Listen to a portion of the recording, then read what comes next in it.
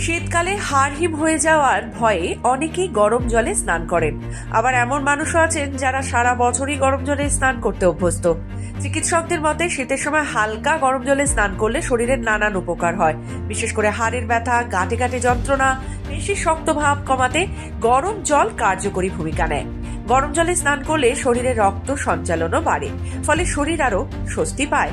বিশেষজ্ঞরা বলছে শীতকালে গরম জলে স্নান করলে মাথা ব্যথা কমে, শরীরে ক্লান্তি দূর হয়, মানসিক চাপ অনেকটাই হ্রাস পায়। রাতে শোয়ার আগে হালকা গরম জলে স্নান করলে ঘুমও ভালো হয়।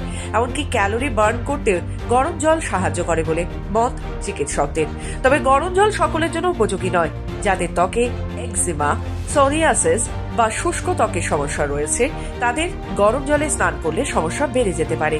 একইভাবে লিভার বা হজমজনিত সমস্যায় ভোগা ব্যক্তিদের ক্ষেত্রে গরম জলে স্নান ক্ষতিকারক হতে পারে। অতিরিক্ত গরম জলে নিয়মিত স্নান করলে পেট গরম হয়ে অস্বস্তি দেখা দিতে পারে।